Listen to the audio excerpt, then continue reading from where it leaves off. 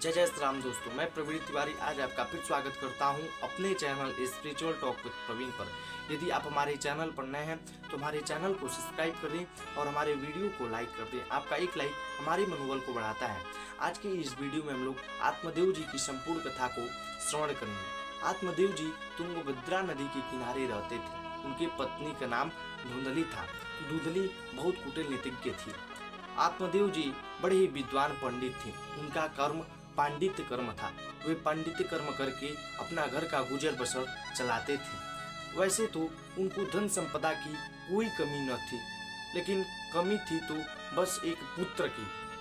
इसी वजह से उनके घर कोई ब्राह्मण भोजन भी करने न आता था। उनका पूर्व जन्म का ऐसा कुछ प्रारब्ध था, उनके द्वारा लगाए गए वृक्ष के कोई फल भी न होते थे। बस इसी बात से चिंतित होकर आत्मदेव जी एक दिन आत्महत्या करने के लिए निकले। उन्होंने मन में ठाना कि मेरे कोई संतान नहीं है और संतान शायद होंगे भी नहीं। इसी कारण बस वे सोचे कि हमें मर जाना ही ठीक है। संसार का ताना सुनने से अच्छा है कि मैं आत्महत्या कर लूं। तो वे आत्महत्या की दृष्टि से अपने घर को छोड़ करके निकले। रास्ते में उन्होंने एक सन्यासी और महात्मा को देखा।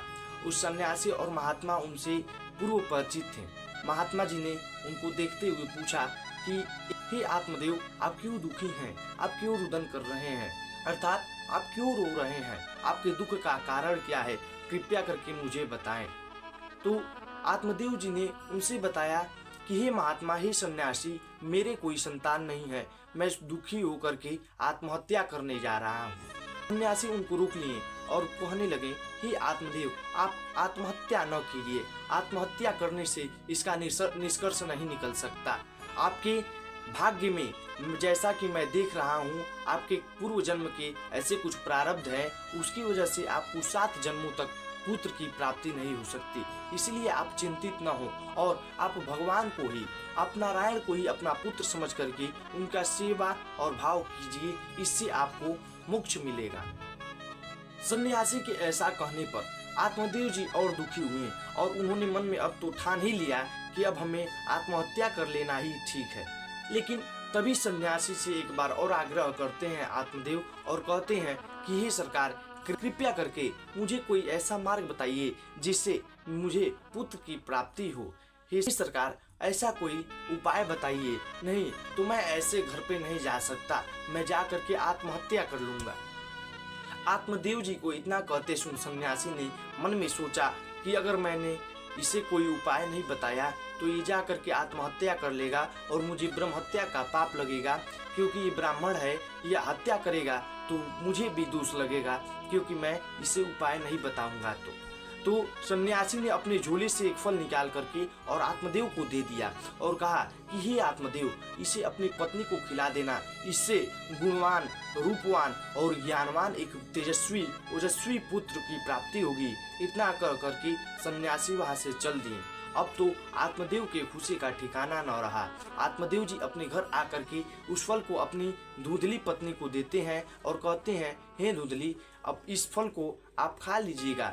इस फल को एक सन्यासी ने दिया है आशीर्वाद स्वरूप में। मैंने सब अपने बातों को सन्यासी से बताया तो सन्यासी ने इसका निष्कर्ष स्वरूप में एक फल को दिया और बोला कि अपनी पत्नी को खिला दीजिएगा, इससे आपकी पत्नी गर्भवती हो जाएगी।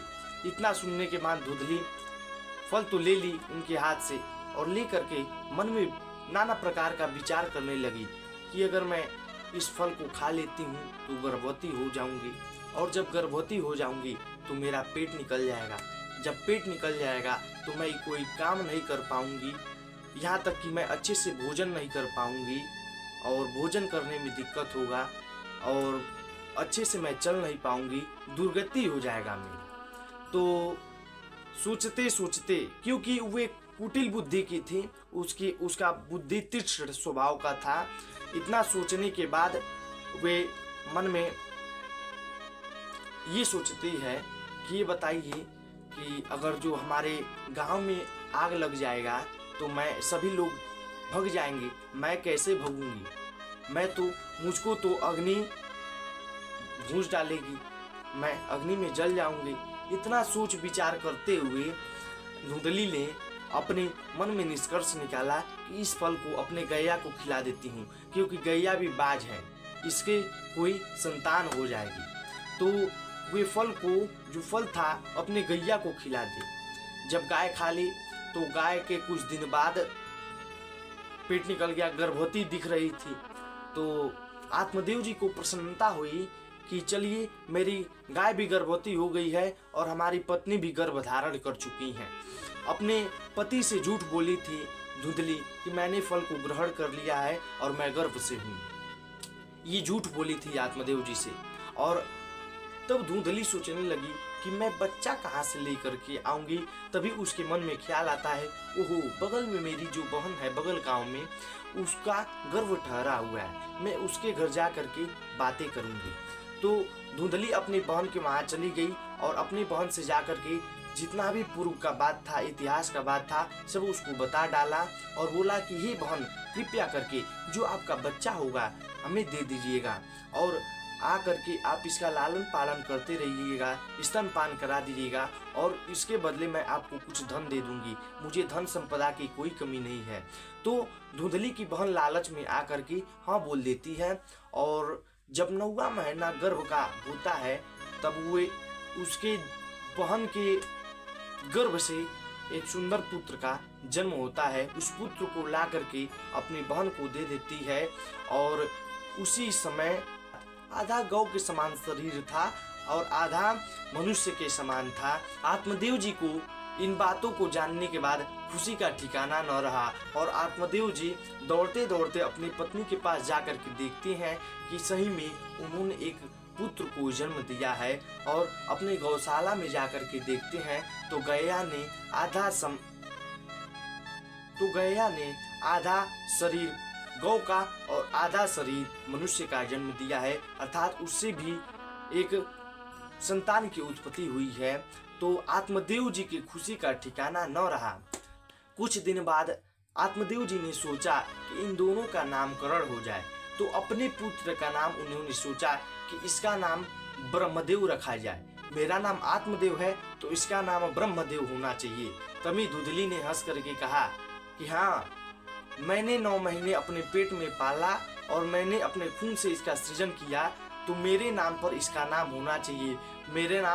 मेरा नाम धुंधली है तो इसका नाम धुंधकारी होना चाहिए। तो आत्मदेव जी ने स्वीकार किया और कहा कि अच्छा, आपके ही नाम पर इसका नाम धुंधकारी रहेगा, लेकिन मैं इस गौ के संतान का नाम गौकर्ण रखता हूँ, क्योंकि इसका कान गौ के समान है, तो इसका नाम आज से गौकर्ण रहेगा। अब गौकर्ण जी और धुंधकारी जी का दोनों लोगों का शिक्षा दीक्षा एक साथ होने लगा।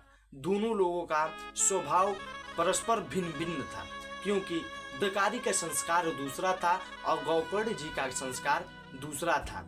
शुरू से ही गौकर्ण जी पांडित्य कर्म में निवृत्त थे, अर्थात गायत्री, नित्य संध्या गायत्री का वंदन करना, नित्य पूजा पाठ करना, अपने कर्मों और धर्मों पर चलना। और परस्पर जो धुंधकारी थे उतना ही भिन्न थे। वे दुष्ट कर्म में अग्रणी थे, गलत संगत में घूमते थे और अपने माता पिता की बात न मानते थे। इसलिए दोनों लोगों का संस्कार परस्पर भिन्न हो गया।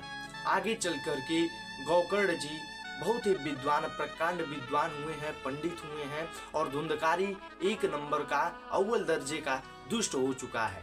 अब आगे आत्मदेव जी अपने ही कर्म से दुखी हो गए हैं। क्यों? क्योंकि सोच रहे हैं मन में कि मैं जिस पुत्र की कामना कर रहा था, ये पुत्र ऐसा हो सकता था, मैंने कभी सोचा न था और मैंने झूठ में ही इतना दुख और कष्ट झेला। सन्यासी जी ने, महात्मा जी ने सही बोला था। दुष्ट धुंधकारी के उत्पात से तंग आकर के आत्मदेव जी ने मन में ठाना कि अब तो मुझे आत्महत्या कर लेना ही ठीक रहेगा, उचित रहेगा। आत्महत्या के भाव से उन्होंने अपने घर को छोड़ करके, त्याग करके आत्मदेव जी ने चल दिया। आत्मदेव जी से बीच रास्ते में गौकर्ण जी से भेंट होती है। गौकर्ण जी ने अपने पिता को प्रणाम करके अपने पिताजी से पूछा कि पिताजी, आप किस प्रयोजन हेतु कहाँ जा रहे हैं? तो आत्मदेव जी ने अपने पुत्र गौकर्ण से कहा कि हे गौकर्ण, मैं आत्महत्या करने जा रहा हूँ। तो वहाँ पर गोकर्ण जी ने इतना अच्छा उपदेश अपने पिताजी को दिया कि हे पिताजी, आप संसार के मोह माया में पड़े हैं, आप मोह माया से ऊपर उठिए और आप आत्महत्या क्यों करने जा रहे हैं। आप उस दुष्ट धुंधकारी की वजह से अपना जीवन लोक और परलोक क्यों बिगाड़ेंगे। इसलिए आप वन में चले जाइए और जाकर के तपस्या कीजिए। तब आत्मदेव जी ने पूछा कि हे पुत्र, मैं किस वन में जाऊं। तो वहाँ पर गोकर्ण जी ने बताया कि आप किसी भी वन में चले जाइए, नैमिषारण्य क्षेत्र में चले जाइए, वृंदावन में चले जाइए या चित्रकूट चले जाइए और वहाँ पर जाकर के भगवान का ध्यान कीजिए, वंदन कीजिए और पूजन कीजिए। आप कृपया करके इस मोह माया से दूर हो जाइए। इतना उपदेश देने के बाद उनके पिता वन को चल दिए। अब गोकर्ण जी ने भी मन में ठाना कि मुझे भी तीर्थ यात्रा के लिए निकल जाना चाहिए। तो गोकर्ण जी ने भी वहां से अपनी तीर्थ यात्रा को शुरू कर दी। अब धुंधकारी और भी आजाद हो गया था क्योंकि उनके पिताजी वन को चले गए थे और भाई भी तीर्थ यात्रा के लिए निकल गया था। अब तो धुंधकारी को और आज़ादी हो गई थी और भी छूट मिल गया था। अब तो धुंधकारी घर का पूरा माताजी का साड़ी, जितना भी वस्तु, जितना भी बचा हुआ था उसको भी ले जा करके बेचने लगा और बेच करके जब उधर से मदिरा पान करके आता था तो अपने माताजी को मारता था, रुलाता था और गाली देता था। अब तो धूधली भी अपने पुत्र धुंधकारी के उत्पात से तंग आ करके और कुएं में कूद करके जान दे दी, आत्महत्या कर ली। अब तो धुंधकारी और फ्री हो गया क्योंकि उसकी माताजी भी आत्महत्या कर चुकी थी। तो धुंधकारी बाजार से 5 वैश्याओं को लिया करके अपने घर में रख लेता है। अब वैश्याओं के पालन पोषण के लिए उसका आतंक और बढ़ गया और वे लूटपाट करता रहता, किसी का जान लेता रहता और ऐसे करके अपने 5 पत्नियों अर्थात वैश्याओं को जिलाता था, पालन पोषण करता था, मदिरा पान करता था। अपने पत्नियों के पालन के लिए उसका नित्य आतंक बढ़ता जाता। अब तो उस 5 पत्नियों ने मन में सोचा, वैश्याओं ने मन में सोचा कि इसका अपराध और भी बढ़ गया है। अब इसका जीवन खतरे में है क्योंकि इसको कभी भी कोई मार सकता है। इसको जब मारेगा तो मैं भी पकड़ाऊंगी, हम भी 5 लोग पकड़ा जाएंगे। इससे बढ़िया है इसको हम ही लोग मार डालें और इसका जितना भी धन है इसको चोरी करके हम लोग रात में ही निकल जाएं। इतना योजना बनाने के बाद जब रात्रि में धुंधकारी आया तो उसको खूब बढ़िया से भोजन कराने के बाद उसको सुला दी और सुलाने के बाद पांचों वैश्याओं ने कोई मूड़ी पकड़ करके, कोई उसका पैर पकड़ करके, कोई हाथ पकड़ करके उसके मुख में अंगार डाल करके उसको मार डाला और मार डालने के बाद उसी के आंगन में गड्ढा खोद करके उसमें धुंधकारी को दफना करके और उसका सारा धन हर करके और 5 वैश्याएं भग गई वहां से। अब तो यह बात जैसे तैसे गोकर्ण जी को पता लगी तो गोकर्ण जी ने ही अपनी तीर्थ यात्रा को बीच में ही विराम दे करके और जा करके गया जी में श्राद्ध किया, पिंडदान दिया और पिंडदान देने के बाद अपने घर को आए। जब गांव में आए तो उस समय रात्रि हो गई थी। तो रात्रि में किसी से भेंट मुलाकात न होने के कारण उनको यह पता न लग पाया कि इस घर में प्रेत बाधा की दिक्कत है। अब तो जा करके अपने घर के दरवाजा को खोल करके और आंगन में जा करके अपना बिस्तर लगा करके और गोकर्ण जी सोने जा रहे हैं। तभी प्रेत धुंधकारी ने नाना प्रकार के रूप बना करके, कभी भैंसा, कभी हाथी, कभी घोड़ा, ऐसे रूप बना करके और नाना प्रकार के रूप को बना करके और गोकर्ण जी को डराने की कोशिश करने लगा। लेकिन गोकर्ण जी तो भगवान के भक्त, उन्होंने अपने अंजलि में जल लेकर के और गायत्री मंत्र को पढ़ करके उसके ऊपर छोड़े तो वे धुंधकारी के रूप में नजर आया। अब तो गोकर्ण जी ने धुंधकारी से बोला कि हे भाई धुंधकारी, मैंने तो तेरा गया में श्राद्ध कर दिया है, पिंडदान कर दिया है, तब क्यों आप प्रेत रूप में हैं। तो धुंधकारी ने उन्हें बताया कि हे बड़े भाई गोकर्ण जी, अगर आप एक बार नहीं 100 बार भी आप गया में जाकर के मेरा पिंडदान करते हैं तब भी मैं नहीं तर पाऊंगा, क्योंकि मेरे पाप ही इतने बड़े हैं कि मैं इससे नहीं तर पाऊंगा। कृपया करके आप मुझे इस प्रेत योनि से निकाल लें। सुबह होते ही गोकर्ण जी ने नित्य कर्म से निवृत्त होकर के भगवान सूर्य को जल दिया और भगवान सूर्य से प्रार्थना की, हे सरकार, कोई उपाय बताइए कि मेरे भाई प्रेत योनि से छूट जाएं और उनको स्वर्ग लोक की प्राप्ति हो, वैकुंठ की प्राप्ति हो। तो इतना कहने के बाद सूर्य किरणों से आकस्मिक आवाज आती है कि हे गोकर्ण, आप 7 दिन का ज्ञान यज्ञ करवाएं, अर्थात श्रीमद् भागवत महापुराण को धुंधकारी को श्रवण कराएं, सुनवा दें, तो इससे ये प्रेत योनि से छूट करके भगवत लोक को प्राप्त हो जाएगा। गोकर्ण जी इतना सुनने के बाद तो गोकर्ण जी ने धुंधकारी को श्रीमद् भागवत महापुराण सुनाने का संकल्प लिया।